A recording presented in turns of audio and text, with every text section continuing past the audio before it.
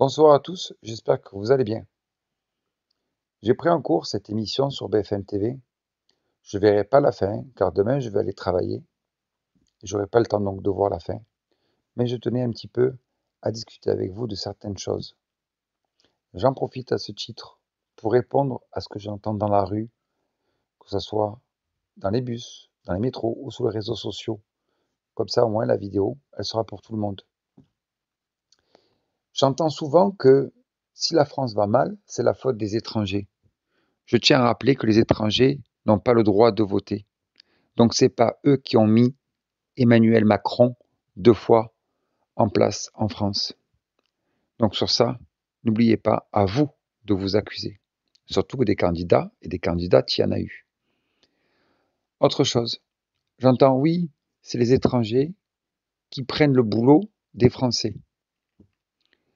Ce qu'il se passe réellement, pour ceux et celles à qui s'intéressent vraiment aux étrangers, lorsque les étrangers arrivent et qu'ils n'ont pas les papiers, oui, ils travaillent, c'est vrai, mais ils se font souvent exploiter, sans compter mal parler.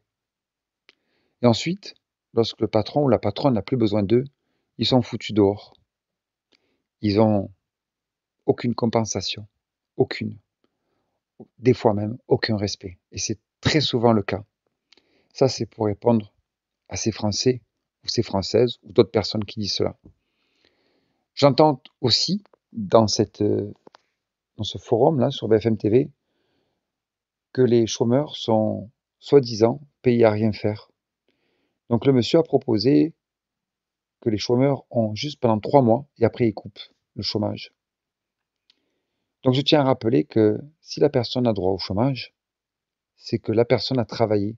Donc on n'a pas dû couper. Aucun chômeur n'est feignant. Tout cela, ce n'est pas vrai. On va aller plus loin dans le raisonnement, messieurs, dames, ce soir. Vous prenez un SMIC, d'accord? Donc vous travaillez, vous avez le SMIC. Il vous faut une nounou pour vous occuper de vos enfants. Il vous faut une bonne voiture. Et quand je dis bonne voiture, c'est une très bonne voiture. Il vous faut l'argent pour l'essence. Il vous faut l'argent pour l'assurance. Plus le contrôle technique. Chaque fois qu'il est là, il y a toujours quelque chose. Il trouve toujours quelque chose de toute façon où il faut changer la pièce. Parfois même une contre-visite qu'il faut repayer. Donc quand vous faites vos calculs, avec tout ce que ça englobe, est-ce que ça vaut vraiment le coup de travailler? Ceux qui travaillent et qui ont eu le SMIC dans leur vie, ils savent très bien que ça ne vaut pas le coup. Donc, si ils augmenteraient tous les salaires, que ce soit le SMIC ou tous ceux qui sont au-delà du SMIC, cela motiverait les gens à venir travailler. Donc les gens, c'est pas que ce sont des feignants, c'est que ce sont pas des idiots. Je précise que je travaille. Je dis pas ça pour moi, je dis ça parce que j'en ai marre qu'on accuse les gens, sans compter qu'on accuse aussi les étrangers. Il y a des bons et des mauvais partout. Voilà un petit peu ce qui se passe en France. Tout augmente, sauf les salaires. Je tiens à rappeler aussi que une députée avait pour garde-robe plus de 250 000 € sur l'année. Vous trouvez que ça, c'est normal? Sans compter tous les avantages, etc., que je n'ai pas le temps de dire ça ce soir. Donc la politique est obèse. C'est à eux, déjà, à se baisser leur salaire. La France a besoin d'argent. Les joueurs de ballon, ils gagnent très très bien. Donc pourquoi les joueurs de ballon ne seraient pas plus taxés que les autres?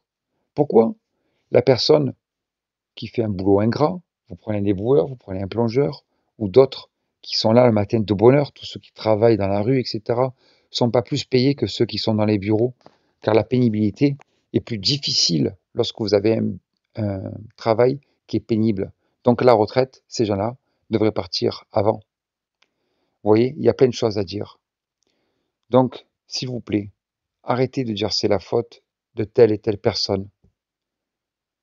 Je le dis toujours, aimez votre prochain comme vous-même. C'est le plus beau des commandements de Dieu. Aime ton prochain comme toi-même. Que vous soyez religieux ou pas, c'est ça. C'est par là qu'il faut passer. Et c'est d'être tous unis, qu'on soit juifs, chrétiens, musulmans, bouddhistes, vaudouisants, athées, d'être tous unis ensemble contre cette poignée de politiciens qui sont là, au-dessus de nous. Car nous pouvons faire changer les choses. Il n'y a rien qui nous en empêche. Donc, au lieu de se critiquer les uns les autres, soyons tous ensemble et unis.